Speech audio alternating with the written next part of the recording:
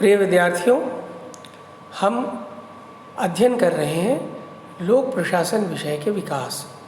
इसके पूर्व मैंने एक वीडियो पहले पब्लिश किया है। ये जो दूसरा वीडियो है, इसमें हम आगे की चर्चा जारी रखेंगे। देखिए, अभी तक हमने जो सीखा था उसकी मूल बात यह थी कि वुडरो विल्सन ने 1887 में एक लेख लिखा था, द स्टडी ऑफ एडमिनिस्ट्रेशन। उसमें उन्होंने यह बात स्पष्ट की थी कि लोक प्रशासन राजनीति शास्त्र से एक भिन्न विषय है, और तर्क यह दिया कि प्रशासन एक तकनीकी क्रिया है और राजनीति का संबंध कानून और लोक नीति के निर्माण से है। कानून और लोक नीति का निर्माण जनता के इच्छाओं के अनुसार किया जाता है, यानी जनता की जो आवश्यकताएं हैं या मांग है उसको ध्यान में रखकर लोक नीति अथवा कानून का निर्माण किया जाता है। लेकिन प्रशासन का संबंध उन नीतियों को कैसे प्रभावी तरीके से लागू किया जाए, कैसे कार्य को बेहतर तरीके से पूरा किया जाए, इससे संबंधित है। और यह एक तकनीकी क्रिया है, इसीलिए इसकी विषय वस्तु अलग है, इसके अध्ययन सामग्री और इसमें जो ज्ञान चाहिए वह राजनीति से भिन्न है। इसलिए इस विचार को राजनीति प्रशासन विभागीकरण की जो कह सकते हैं मूल विचार माना जाता है। इसकी स्थापना विचार है कि इस आधार पर प्रशासन को राजनीति से अलग किया गया, और विल्सन से पूर्व प्रशासन राजनीति का ही एक अंग मानी जाती थी।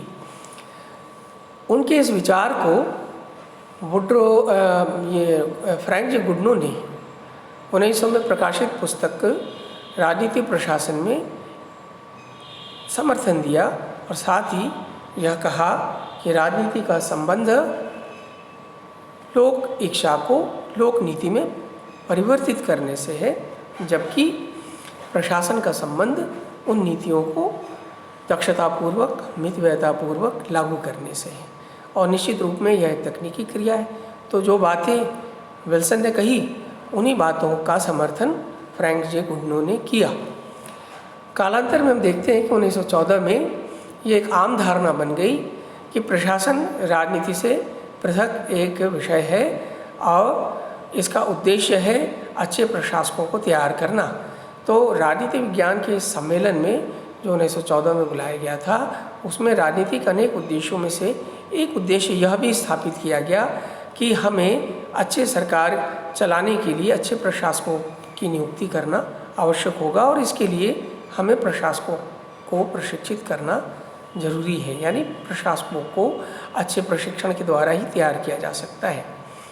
तो निश्चित रूप में ये एक स्किल डेवलपमेंट की बात इसमें आ गई, और हम जानते हैं स्किल डेवलपमेंट की जब बात आती है तो इसका मतलब हम कुछ तकनीक सिखाना चाहते हैं, यानी प्रशासन करने के जो तौर तरीके हैं वह राजनीति के तौर तरीकों से भिन्न होते हैं। यह एक तकनीकी कार्य है कि किसी कार्य को कैसे बेहतर तरीके से पूरा किया जाए, तो कार्य के विज्ञान की बात यहाँ पर हुई। इसी प्रकार से आप आगे देखें, 1926 में एल.डी. वाइट ने लोक प्रशासन की पहली पाठ्य पुस्तक लिखी, और इसका शीर्षक था introduction to the study of public administration. इस पुस्तक में उन्होंने लोक प्रशासन के कुछ महत्वपूर्ण सिद्धांतों का उल्लेख किया, और उन्होंने ये स्पष्ट किया कि इन सिद्धांतों और प्रशासन के जो तकनीक है इसको जाने बगैर आप अच्छी तरीके से प्रशासन के कार्य पूरा नहीं कर सकते। प्रशासन शब्द जब मैं कहता हूँ, उसका अर्थ ये हुआ कि दिए गए लक्ष्य को दक्षता और मितव्ययता पूर्वक प्राप्त नहीं कर सकते हैं जब तक कि आपको विशेष प्रशासन के तकनीक ज्ञात न हो। तो उन्होंने एल.डी. वाइट ने प्रशासन का लक्ष्य स्पष्ट किया कि प्रशासन का लक्ष्य दिए गए लक्ष्य को, यानी सरकार ने जो भी लोक नीति बनाई है उस नीति को दक्षतापूर्वक और कुशलतापूर्वक पूरा करना, प्राप्त करना, यही प्रशासन का अपना स्वयं का लक्ष्य है। यानी लोक नीति का उद्देश्य जो भी हो वह लोक प्रशासन का उद्देश्य नहीं बनता, बल्कि लोक प्रशासन का स्वयं का एक घोषित लक्ष्य है। वह क्या है कि जो भी लोक नीति है उस लोक नीति को कैसे दक्षता और मितव्ययतापूर्वक प्राप्त किया जाए। तो इस दृष्टि से एल.टी. वाइट की पुस्तक महत्वपूर्ण होती है या महत्वपूर्ण मानी गई है कि उन्होंने लोक प्रशासन के उद्देश्य को सुपरिभाषित कर दिया कि इसका उद्देश्य है प्रदत्त लक्ष्यों को कुशलता और मितव्ययतापूर्वक प्राप्त करना। आगे देखें तो ये जो द्विभाजन काल जो 1887 से 1926 तक चला, इस काल की प्रमुख विशेषता क्या रही? अगर हम एक रिकैप करें तो हम ये पाते हैं कि इस काल की सबसे बड़ी विशेषता रही कि इसने राजनीति प्रशासन में द्विभागीकरण स्थापित किया, यानी राजनीति और प्रशासन के विषय वस्तु भिन्न भिन्न है और प्रशासन एक तकनीकी क्रिया है। दूसरी बात महत्वपूर्ण इस काल की है और यह है कि प्रशासन का लक्ष्य है प्रदत्त लक्ष्यों को कुशलता और मितव्ययतापूर्वक प्राप्त करने से। तो प्रशासन का स्वयं का अपना एक लक्ष्य हुआ और इसे एक तकनीकी क्रिया के रूप में स्थापित किया गया और यह इस बात पर बल दिया गया इस काल में कि प्रशासन के कुछ सार्वभौमिक सिद्धांत हैं, कुछ निश्चित तकनीक है जिसे ढूंढ निकालना आवश्यक है और जब तक हम इन सिद्धांतों और तकनीकों का विकास नहीं कर लेंगे तब तक हम अच्छे प्रशासक विकसित नहीं कर सकते। तो अच्छे प्रशासक विकसित करने के लिए यानी सरकारों को प्रभावी तरीके से काम करने के लिए अच्छे प्रशासकों की आवश्यकता होती है और अच्छे प्रशासक विकसित करने के लिए हमें प्रशासन के सिद्धांतों और तकनीकों के विकास पर बल देना चाहिए। इस दिशा में एल.टी. वाइट ने पहला प्रयास किया और फिर अगला जो चरण शुरू होता है 1927 से लेकर 37 का जो काल है, इस काल में हम विशेषकर इसी बिंदु पर हम देखते हैं बल दिया गया कि लोक प्रशासन के कुछ निश्चित सिद्धांत हैं, कुछ निश्चित तरीके हैं, तकनीक है, उन तकनीकों को विकसित किया जाना चाहिए। और आप देखेंगे कि एक होड़ सी लग गई, प्रत्येक विचारक अपने अपने पसंद की या यूँ कहिए अपने अपने उसकी दृष्टि में जो उचित लगा, उसके जो अनुभव थे उस आधार पे प्रशासन के अनेक सिद्धांतों की रचना हुई। इसीलिए ये जो दूसरा चरण है, इस दूसरे चरण को प्रशासन के सिद्धांत निर्माण काल का चरण कहा जाता है। इस काल को लोक प्रशासन का स्वर्णिम काल भी कहा जाता है क्योंकि इसने उस अवधारणा को बल दिया जो विल्सन ने राजनीति प्रशासन विभागीकरण स्थापित करने में जिसका प्रयोग किया था, यानी प्रशासन एक तकनीकी क्रिया है।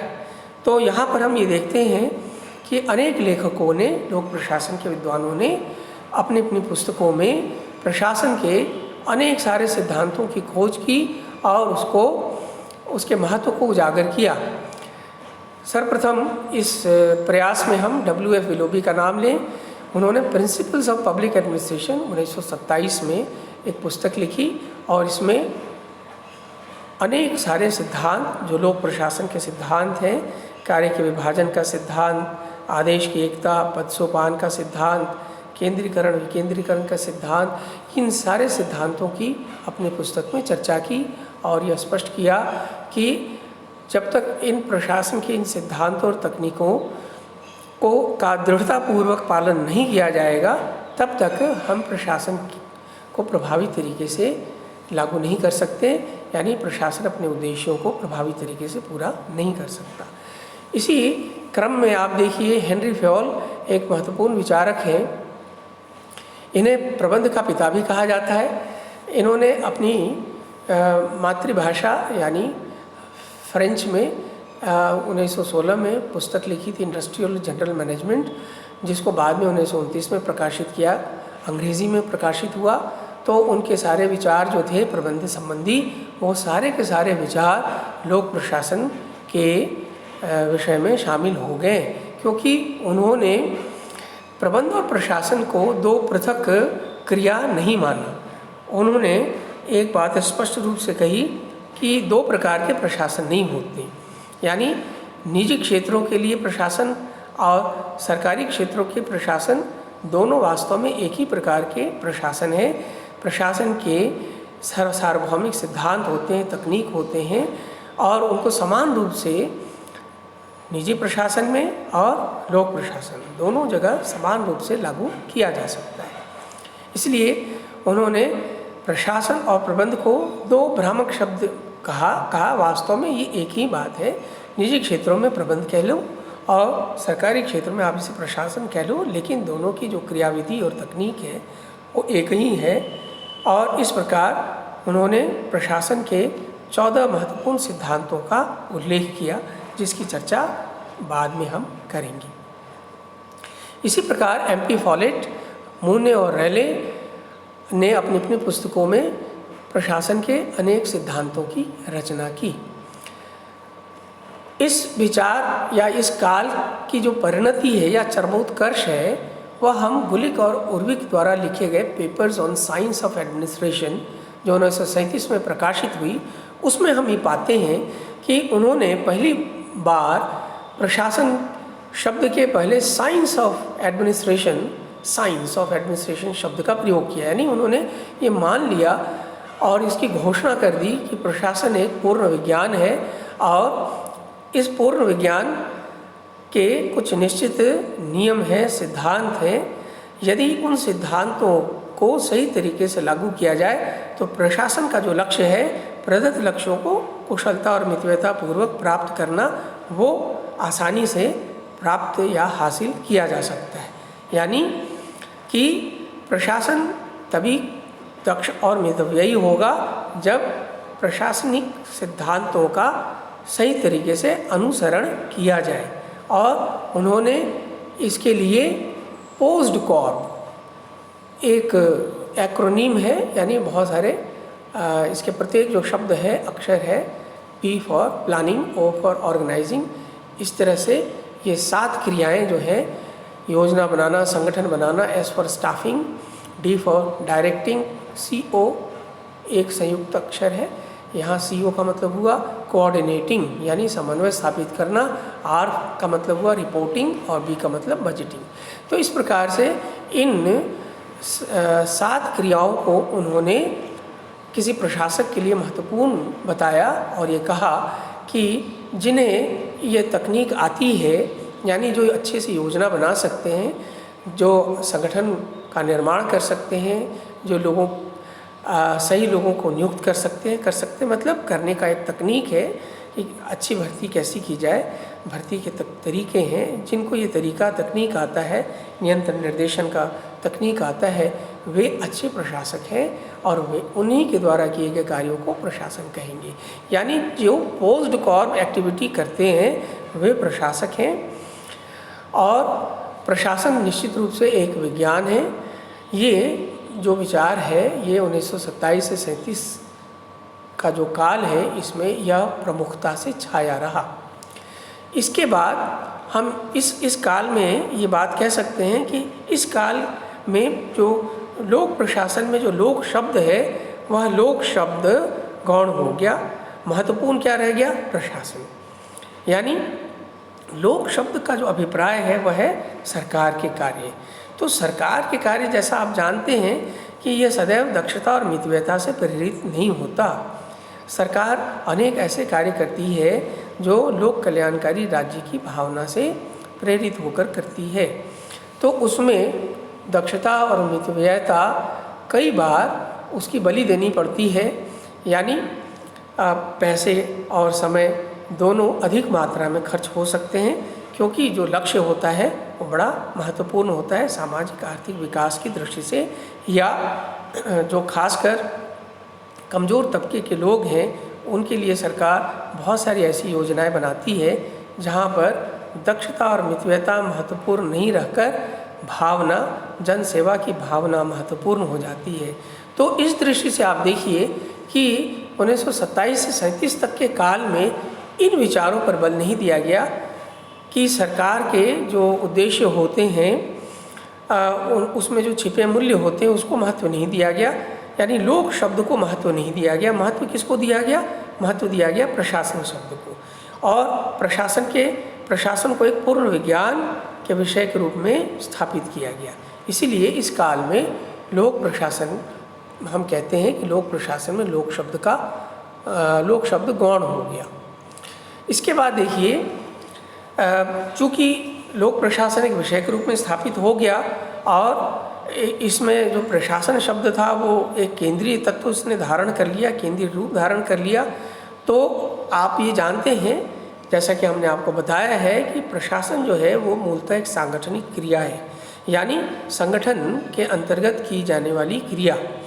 तो लोक प्रशासन का अध्ययन सिमट कर संगठन के कार्यप्रणाली या उसकी जो आंतरिक क्रियाविधि है उससे जुड़ गया या उस तक सिमट कर आ गया। तो इसलिए वे सारे विचार जो किसी संगठन को प्रभावी बनाने के लिए प्रयोग में लाए जाते हैं या विकसित किए गए, उन सभी विचारों को लोक प्रशासन के विषय में शामिल कर लिया गया। और इस दृष्टि से आप देखें, चेस्टर बर्नार्ड ने एक पुस्तक लिखी थी, the functions of the executive, जो 1938 में प्रकाशित हुई। इससे पूर्व रॉथलिसबर्गर और डिक्सन ने एक बहुत ही महत्वपूर्ण प्रयोग हुआ था, एल्टन मेयो ने किया था, जो 1921 से हम कह सकते हैं 1931 तक, ये काफ़ी लंबे समय तक प्रयोग चलते रहे, जिनको हॉथॉर्न प्रयोग कहा जाता है। उन प्रयोगों के जो निष्कर्ष थे वो प्रकाशित हुए मैनेजमेंट एंड द वर्कर नामक पुस्तक में। और उसी प्रकार से मार्क्स, हर्बर्ट साइमन और रॉबर्ट डाल ने इस काल में प्रमुख पुस्तकें लिखी। और इन सभी पुस्तकों का जो उद्देश्य था वह यह था कि संगठन को कैसे प्रभावी बनाया जाए। लेकिन संगठन को प्रभावी बनाने में इन्होंने संगठन के मानवीय तत्व को ज़्यादा महत्व दिया। यानी जो 1927-37 के काल में जो बात उभर कर आई थी वो यह था कि प्रशासन एक शुद्ध तकनीकी क्रिया है, इसमें मानवीय भावनाओं का कोई स्थान नहीं है। यदि कोई कार्य करने की तकनीक है, तो यदि आपको तकनीक आती है तो आप उस तकनीक को अगर आप जानते हैं तो आप उस कार्य को बेहतर तरीके से कर पाएंगे। इसमें आपके मनोभाव का कोई स्थान नहीं है। तो आप देखिए इस विचार को F.W. टेलर ने अपनी जो कृतियां हैं उनमें या उनकी जो प्रशासन के क्षेत्र में देन है उसमें प्रमुखता से इस बात को रखा था कि लोक प्रशासन का जो लक्ष्य है कुशलता और मितव्ययता, वो तभी प्राप्त हो सकता है जब आप संगठन के कार्यों को वैज्ञानिक प्रबंधन के अनुसार करें।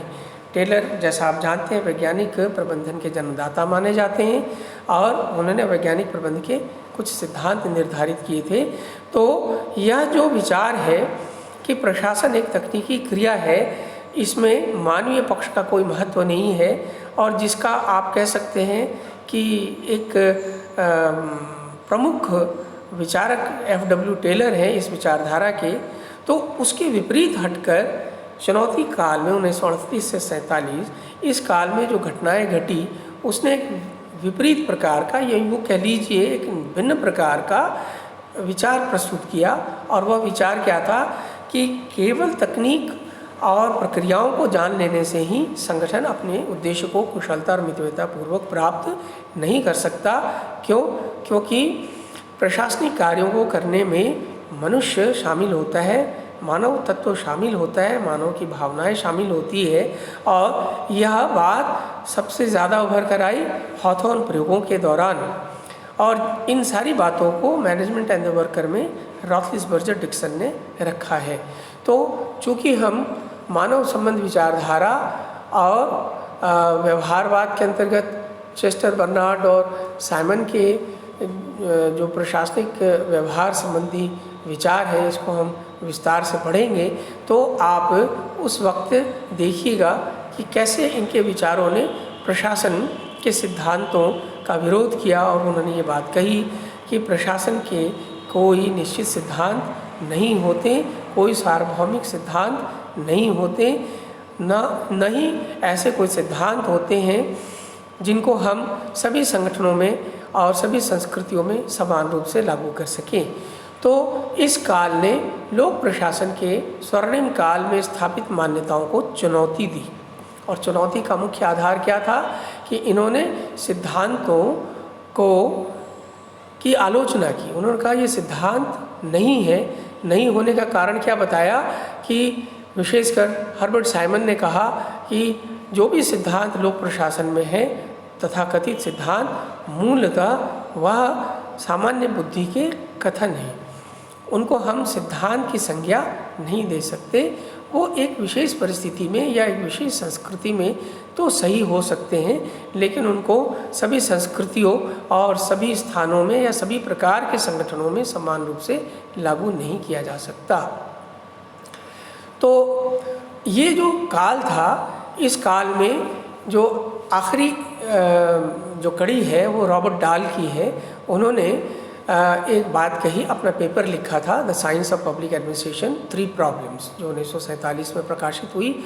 इस लेख में रॉबर्ट डाल ने स्पष्ट रूप से यह कहा कि लोक प्रशासन का विज्ञान संभव नहीं है, क्योंकि लोक प्रशासन के विज्ञान बनने में 3 प्रमुख बाधाएं हैं, और जब तक इन बाधाओं को आप दूर नहीं करते तब तक प्रशासन एक विज्ञान नहीं हो सकता या प्रशासन के सार्वभौमिक सिद्धांत का विकास संभव नहीं है।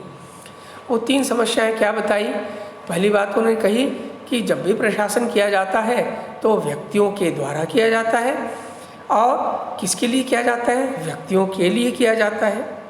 और ये व्यक्तियों के द्वारा और व्यक्तियों के लिए किए गए कार्य कभी भी मूल्य रहित नहीं हो सकते। कहीं ना कहीं उसमें पसंद नापसंद, दर्शन, सोच विचार, प्रेफरेंसेस, ये सारी बातें शामिल होंगी। और जैसे ही ये बातें शामिल होती हैं तो विज्ञान का तत्व गायब हो जाता है, क्योंकि विज्ञान जो है वो मूल्य रहित होता है। लेकिन प्रशासन की क्रियाएं जो कि व्यक्तियों के द्वारा की जाती है, व्यक्तियों के लिए की जाती है, तो इसमें मानवीय मूल्य और भावनाएं कहीं ना कहीं शामिल हो जाती हैं। इसीलिए ये एक बड़ी समस्या है। फिर उन्होंने कहा कि प्रशासन अपनी संस्कृति और स्थान विशेष की परिस्थितियों से मुक्त नहीं हो सकता। यानी हर प्रशासनिक क्रिया का अपना उसकी अपनी एक पारिस्थितिकी होती है, और पारिस्थितिकी जो तत्व होते हैं वो प्रशासनिक निर्णयों और क्रियाओं को प्रभावित करते हैं। तो इसलिए स्थान और संस्कृति जो सापेक्ष होता है प्रशासन, इसलिए यह इसके सार्वभौमिक होने में एक बड़ी बाधा बनती है। तीसरी बात जो उन्होंने कही वो ये कहा कि चूँकि लोक प्रशासन में अभी तक जो भी सिद्धांत विकसित किए गए वो किसी व्यक्ति के अपने अनुभवों के आधार पर विकसित किए गए, उनका तुलनात्मक परीक्षण नहीं हुआ। इसलिए जब तक लोक प्रशासन में तुलनात्मक अध्ययन को महत्व नहीं दिया जाएगा तब तक सार्वभौमिक प्रशासनिक सिद्धांतों का अभाव रहेगा। इसलिए उन्होंने तुलनात्मक लोक प्रशासन के अध्ययन पर बल दिया। यदि आप प्रशासन के विज्ञान का विकास करना चाहते हैं तो आपको तुलनात्मक अध्ययन करना चाहिए। तो ये बातें रॉबर्ट डाल ने बताई। तो संक्षेप में चुनौती काल ने क्या चुनौती पैदा की? तो चुनौती ये पैदा की कि लोक प्रशासन के कुछ निश्चित सिद्धांत होते हैं। यह बात जो स्वर्णिम काल में कही गई थी उसको उन्होंने चुनौती दी कि लोक प्रशासन के ऐसे कोई भी सिद्धांत नहीं है जिसको हम सार्वकालिक या सार्वभौमिक कह सकते हैं। वे परिस्थिति जन्य अनुभवों के परिणाम हैं, व्यक्तिगत अनुभवों के परिणाम हैं, और इसलिए उन्हें विज्ञान की भांति सिद्धांतों के रूप में नहीं देखा जाना चाहिए। तो इसका क्या परिणाम हुआ? इसका परिणाम ये हुआ कि अभी तक 1887 से लेकर अब तक जो प्रयास किए गए, उन प्रयासों में बात कही जा रही थी कि प्रशासन जो है वह एक पृथक विषय है। और क्यों पृथक विषय है? क्योंकि यह एक तकनीकी क्रिया है और इसके कुछ निश्चित सिद्धांत हैं। तो अब जब आप सिद्धांत को ही अस्वीकार कर देते हो और कहते हो कि कोई सिद्धांत नहीं है इसका, तो इसके समक्ष सबसे बड़ी चुनौती आती है कि भाई आखिर लोक प्रशासन अन्य विषयों से अलग कैसे है। तो इस कारण जब ये चुनौती मिली तो चुनौती मिलने से एक बहुत बड़ी समस्या आई कि आखिर लोक प्रशासन है क्या, इसका स्वरूप क्या है, इसकी विषय वस्तु क्या है, इसकी तकनीक क्या है, ये दूसरे विषयों से कैसे भिन्न है, ये सारी बातें उभर कर आने लगी। तो इसके स्वरूप का एक संकट पैदा हो गया। कैसे यह एक पृथक विषय है, या यह प्रश्न का जवाब लोगों ने ढूंढना शुरू किया। तो यही बातें मैंने आप इस स्लाइड में देख सकते हैं, हमने लिखा है जो बातें मैंने अभी आपको बताई। तो हॉथॉर्न प्रयोग उत्प्रेरणा संबंधी मैग्रेगर और मेयो और हर्जबर्ग के विचारों ने यह स्पष्ट किया कि संगठन का एक मानवीय पक्ष होता है और प्रबंधन का कोई निश्चित सार्वभौमिक तकनीक नहीं हो सकता। इसी तरह से व्यवहारवाद, जिसमें साइमन और बर्नार्ड आते हैं, इनका ये कहना था कि जो भी सिद्धांत है उनमें सार्वभौमिकता के लक्षण नहीं है और जो भी तथाकथित सिद्धांत है वो सामान्य बुद्धि के कथन है, इससे ज़्यादा कुछ नहीं। इसी तरह रॉबर्ट डाल ने जो सारी बातें मैंने अभी आपको बताई, ये बातें लिखी है कि प्रशासन के विज्ञान में सबसे बड़ी बाधाएं इसकी मूल्यपरकता है और संस्कृति और स्थान सापेक्षता है और तुलनात्मक अध्ययन का अभाव है। तो इस तरह से आप देखिए कि जो एक वैचारिक आधार था लोक प्रशासन का कि इसके कुछ निश्चित सिद्धांत और तकनीक है, वह ढह गया। तो इसलिए ये पहचान का संकट का काल पैदा होता है। और ये जो पहचान का संकट का काल जैसे ही आता है 48 से 70 के बीच ये माना जाता है, तो इसने पहचान आप प्रशासन की क्या आइडेंटिटी है, ये दूसरे विषयों से कैसे पृथक है, इसकी क्या प्रस्थापनाएं हैं, मान्यताएं हैं, इसकी क्या संकल्पनाएं हैं, ये इसकी कौन कौन सी क्रियाएं हैं, ये किस विषय पर अध्ययन करता है, इसका जनता के किन प्रश्नों के साथ सरोकार है, ये सारी बातें उभर कर आने लगी। तो कई लोगों ने लोक प्रशासन विषय से तो मुंह मोड़ लिया कि भाई ये कोई विषय ही नहीं, और कुछ लोगों ने इस प्रकार की प्रतिक्रियाएं दी कि नहीं, प्रशासन और राजनीति में कोई अंतर नहीं है। जैसा कि जॉन गॉस ने कहा, मूलतः प्रशासनिक क्रिया राजनीतिक क्रिया ही होती है। तो जो विल्सन ने द्विभागीकरण के लिए जो सारे तर्क रखे थे, उन तर्कों के विरोध में जॉन गॉस ने बात कही कि नहीं, वो सारी बातें गलत है, प्रशासन और राजनीति कोई दो पृथक विषय नहीं और इनमें कोई अंतर नहीं है। रॉस्को मार्टिन और आगे एक कदम बढ़कर कहते हैं, मूलतः प्रशासन पर राजनीतिक प्रभुत्व जरूरी है और बिना राजनीति यानी प्रशासन को राजनीति के अंतर्गत ही कार्य करना चाहिए। तो इस प्रकार की प्रतिक्रियाएं पहचान के संकट के दौरान तात्कालिक प्रतिक्रियाएं हमको देखने को मिली। लेकिन चूंकि लोक प्रशासन विषय की कुछ बात ऐसी थी जो विल्सन ने स्थापित की थी, उसको सहजता से नकारा नहीं जा सकता था। इसलिए लोक प्रशासन के संदर्भ में नई नई बातें की जाने लगी कि आखिरकार लोक प्रशासन है क्या।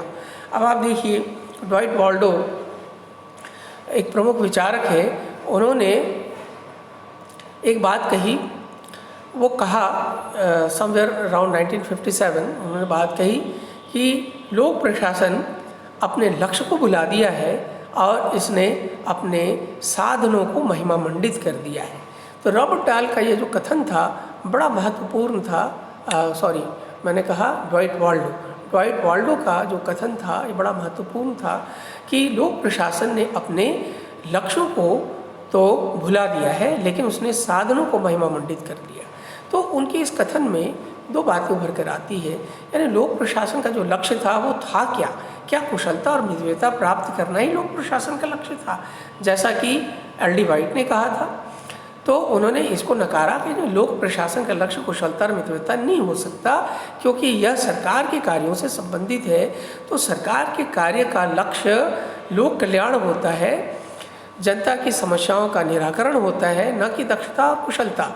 इस दृष्टि से यह रॉबर्ट डाल ने बात कही कि अभी तक लोक प्रशासन विषय में जो भी चर्चाएं हुई हैं वो सारी चर्चाएं इसके साधन यानी प्रशासनिक तकनीक जो इसका साधन है यानी संगठन जो एक साधन है उस पर सारा बल रहा, लेकिन लक्ष्य क्या है, क्या होना चाहिए, इसकी चर्चा इसने नहीं की। तो ड्वाइट वाल्डो का यह कथन बड़ा महत्वपूर्ण है। उन्होंने एक संकेत दिया कि लोक प्रशासन को अपने लक्ष्य पर ध्यान देना चाहिए कि इसका क्या लक्ष्य है। इसीलिए आप देखिए कि नवीन लोक प्रशासन का उदय इन्हीं प्रश्नों को के उत्तर देने के लिए हुआ और नवीन लोक प्रशासन ने फिर से लोक प्रशासन को परिभाषित किया।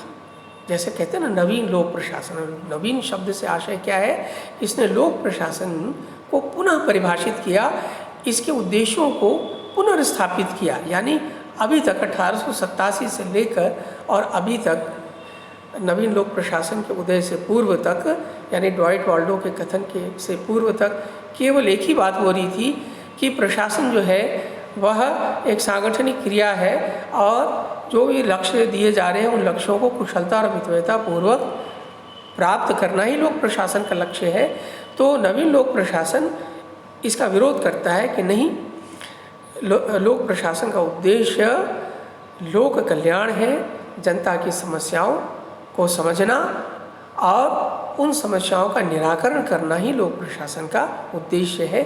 इसलिए लोक प्रशासन को फिर से परिभाषित किया गया और यूँ कह सकते हैं कि इसके उद्देश्यों की पुनर्स्थापना हुई।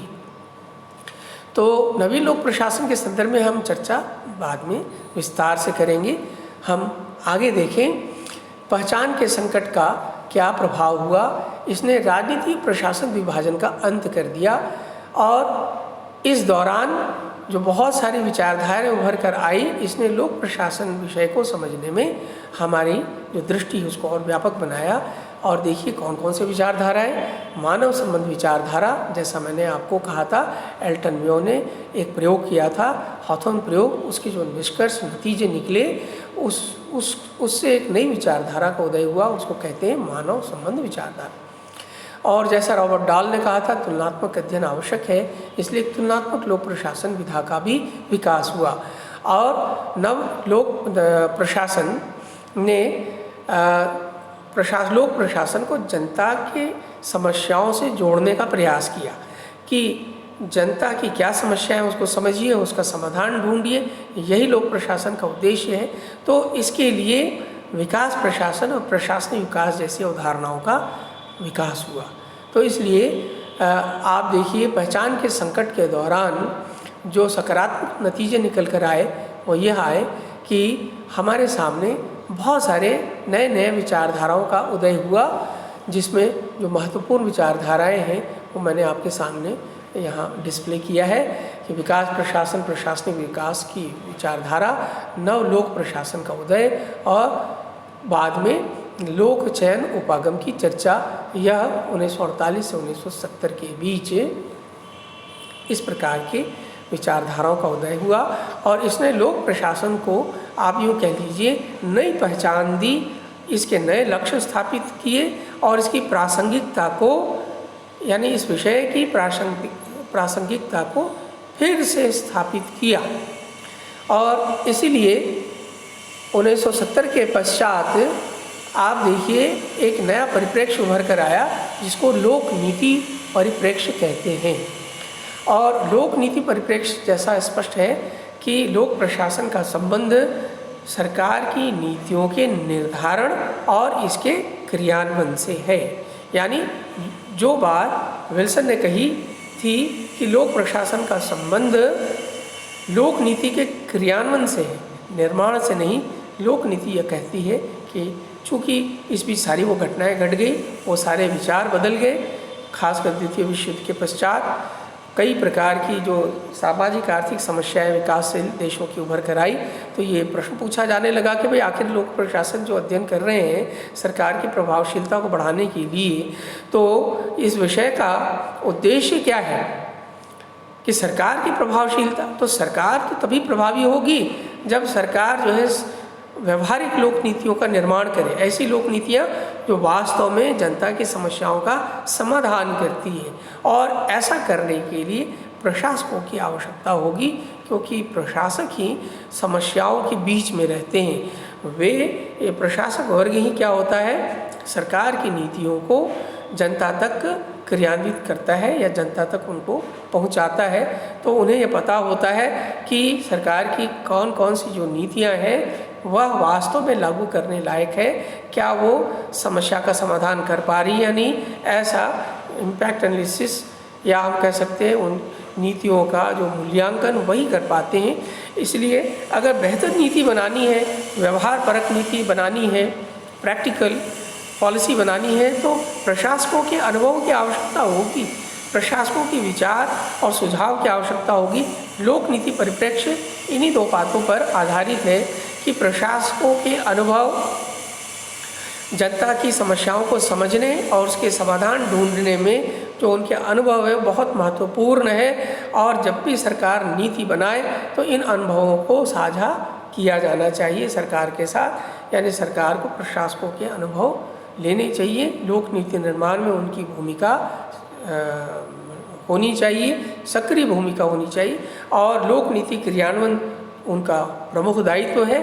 तो इस प्रकार से जो प्रशासन है, लोक प्रशासन, लोक नीति परिप्रेक्ष्य यह कहती है कि लोक प्रशासन का उद्देश्य लोक नीति निर्माण और उसका क्रियान्वयन है, जिससे जनता की समस्याओं को अच्छे से समझा जा सके और उन समस्याओं को समझकर बेहतर नीति बनाई जा सके और उसका बेहतर क्रियान्वयन यानी जन सहभागिता प्राप्त करके और उसका क्रियान्वयन कर जन समस्याओं का निराकरण करना चाहिए। तो इस प्रकार से लोक नीति परिप्रेक्ष्य ये कंटिन्यूड है। अब इसमें भी कई तरह की बातें उभर कर आई जिसको हम देख सकते हैं कि बहुत सारी बातें कि कैसे लोक नीति बेहतर बनाई जानी चाहिए। तो लोक नीति बेहतर कैसे बनाई जाए, तो जनता की समस्याओं को परिभाषित करो। अब जनता की जब समस्याएं हैं तो जन समस्या का कोई एक पक्ष नहीं होता, जनता की समस्याएं बहुआयामी होती हैं। जैसे हम कहें भारत में भ्रष्टाचार की समस्या है, तो भ्रष्टाचार की कोई तकनीकी समस्या नहीं या कोई वैधानिक समस्या नहीं कि हम कानून बना देंगे तो भ्रष्टाचार दूर हो जाएगा, ऐसा नहीं होता। भ्रष्टाचार के सामाजिक, आर्थिक, सांस्कृतिक कारण हैं। हमें उन पक्षों को समझना पड़ेगा कि वास्तव में भ्रष्टाचार क्यों होता है। तो हमें संस्कृति को समझना पड़ेगा, हमें उनकी सामाजिक मूल्यों को, जहाँ से प्रशासक आते हैं या कर्मचारी आता है उसकी सामाजिक पृष्ठभूमि क्या है, उसकी सांस्कृतिक पृष्ठभूमि क्या है, नैतिकता का क्या पैमाना है, उनकी आर्थिक स्थिति कैसी है, इन सब चीज़ों का अगर हम अध्ययन नहीं करेंगे तो हम भ्रष्टाचार की समस्या का सही तरीके से निदान नहीं कर पाएंगे। भ्रष्टाचार को दूर करने के लिए जो भी उपाय करेंगे वो संभव नहीं हो पाएगा। यानी इसको ऐसे समझ लीजिए कि यदि आपके जो कर्मचारी वर्ग है या जो प्रशासक है वो ऐसी पृष्ठभूमि से आते हैं जहाँ नैतिकता महत्वपूर्ण नहीं है, जहाँ सिद्धि महत्वपूर्ण है, ये इनके प्रकारेण हम अपने स्वार्थ को पूरा करें। अगर ऐसा समाज है, यानी हम कहें कि स्वार्थी समाज है जो व्यक्तिगत इच्छा या महत्वाकांक्षाओं को महत्व देता, सामूहिकता की भावना नहीं है वहाँ पर, ऐसे जब लोग प्रशासक बनकर आएंगे तो उनसे आप निष्पक्षता और नैतिकता की उम्मीद नहीं कर सकते हैं। इसलिए जब तक समाज में वो परिवर्तन नहीं होगा, आप कितने भी कानून बना ले, भ्रष्टाचार दूर नहीं किया जा सकता। तो यहाँ आशय यह है कि जब हम लोक नीति परिप्रेक्ष्य को स्वीकार करते हैं कि लोक प्रशासन जो है उसका उद्देश्य क्या है कि व्यवहारिक लोक नीतियों का निर्माण करना, लोक नीति का निर्माण करके उसको क्रियान्वित करके जन समस्याओं का निराकरण करना। तो इसके लिए हमको क्या करना पड़ेगा, इसके लिए हमें अनेक प्रकार के विषयों में जो उपलब्ध ज्ञान है उन सब का अध्ययन करके, यानी वो समस्त ज्ञान प्राप्त करके हम समस्या को देखें, यानी एक व्यापक नज़रिए से समस्या को देखें, तभी हम उसका सही समाधान ढूंढ पाएंगे। और इस कारण लोक प्रशासन की जो प्रकृति है वो या जो विषय है वो बड़ा व्यापक हो गया, ये अंतर्वैषयिक हो गया। अंतर्वैषयिक से तात्पर्य क्या है कि दूसरे विषयों में जो उपलब्ध ज्ञान है उन सारे ज्ञान का प्रयोग एक लोक प्रशासक को करना चाहिए, उसके किए बगैर वह जन समस्या का समाधान नहीं कर सकता। तो इसलिए अगर हम अभी तक लोक प्रशासन विषय के विकास के संदर्भ में जो भी चर्चा की, अगर उसका रिव्यू करें, रिकैप करें, तो आप देखिए कि यह जो विषय का विकास हुआ प्रारंभ में एक पृथक्करण की अवधारणा के साथ हुआ, और पृथक्करण का जो तर्क दिया गया वो तर्क था कि लोक प्रशासन एक तकनीकी क्रिया है, इसके कुछ निश्चित सिद्धांत थे। इस पे काफ़ी प्रथम और द्वितीय चरण दोनों में इस पे काफ़ी चर्चा हुई, लेकिन तृतीय चरण और चतुर्थ चरण ने एक संकट पैदा किया। खासकर तृतीय चरण ने सिद्धांतों की धज्जियाँ उड़ा दी और ये कहा सिद्धांत जैसी कोई चीज़ लोक प्रशासन में संभव नहीं है, क्योंकि मनुष्य जब तक शामिल है, मानवीय व्यवहार जब तक शामिल है, तब तक विज्ञान नहीं हो सकता। और इस कारण से आप देखिए सामाजिक विज्ञान के जितने भी विषय हैं उसमें जो भी सिद्धांत है उनको हम प्राकृतिक विज्ञान के समतुल्य कभी भी नहीं रखते। उसमें वो कठोरता उनके सिद्धांतों में नहीं पाई जाती जो प्राकृतिक विज्ञान के विषयों में पाई जाती है। तो इसलिए आप देखिए कि शुरुआत इस प्रकार से हुई, एक पृथक विषय के रूप के प्रति आग्रह था, लेकिन कालांतर में खासकर नवलोक प्रशासन ने एक नई पहचान लोक प्रशासन विषय को दी और इसका उद्देश्य निर्धारित किया कि सामाजिक विषमताओं को दूर करना, समानता स्थापित करना, न्याय तो आप समझते हैं, अवसर और प्रतिष्ठा, प्रत्येक व्यक्ति के सर्वांगीण विकास के लिए उसको अवसर प्रदान करना और व्यक्ति की गरिमा और प्रतिष्ठा को स्थापित करना। और जो भी हम प्रशासन नीतियाँ बना रही है वो किन मूल्यों को स्थापित कर रही है यह देखना बड़ा ज़रूरी होता है। तो मूल्य और संदर्भ किन के लिए आप ये काम कर रहे हैं, संदर्भ से तात्पर्य किन के लिए काम कर रहे हैं, आखिर आपका जो टारगेट ग्रुप है वो क्या है, किस वर्ग के लिए आप काम कर रहे हैं, यानी आपकी नीतियाँ, आपके कार्य किसके लिए है, ये सारी बातें। और फिर जो नीतियाँ बनी उससे जिन लोगों को लाभ मिलना है, जो ग्राहक है आपके, उनका कैसे बेहतरी किया जाए, उनको कैसे बेहतर बनाया जाए, पहले से बेहतर बनाया जाए, ये सारी बातें हम नवलोक प्रशासन में पाते हैं कि उसने इन विषयों पर चर्चा की। तो नवलोक प्रशासन का केंद्रीय तत्व जैसा मैंने बताया कि वो समानता है, न्याय है, मूल्य और संदर्भ, ग्राहक उन्मुखता है, ये सारी बातें नवलोक प्रशासन के अंतर्गत हम अध्ययन करेंगे जब इस पर विस्तार से चर्चा होगी। बाद में हम देखते हैं कि मिन्नो-ब्रुक सम्मेलन ने लोक प्रशासन को समाज के प्रति अपनी जो जिम्मेदारी है, चूँकि आप सरकार से जुड़े हैं, सरकार के का कह सकते हैं कि जो एक्शन पार्ट है, सरकार का सक्रिय भाग आप हैं। सरकार में दो भाग हो गए, एक तो राजनीतिक भाग हो गया और दूसरा क्या हो गया, जो एक्शन पार्ट है। तो जो एक्शन पार्ट है वो लोक प्रशासन है। तो लोक प्रशासन कोई एक मशीन नहीं हो सकता। लोक प्रशासन आखिर जो कार्य कर रहा है तो उसको ये देखना है कि वो आखिर किन के लिए काम कर रहा है और जो वो कर रहा है वो वास्तव में किसी समस्या का समाधान है या नहीं। इसलिए लोक प्रशासन को समाज की समस्याओं के प्रति अधिक जिम्मेदारी निभाने की बात हम देखते हैं, नवीन लोक प्रशासन उपरांत देखने को हमको मिलता है। और इसीलिए विकास प्रशासन की अवधारणा और प्रशासनिक विकास की अवधारणा उभर कर आती है और बाद में हम सारा फोकस करते हैं कि समस्याओं का समाधान करने के लिए हम कैसे बेहतर नीति बनाएं, तो एक नीति विज्ञान का उदय होता है।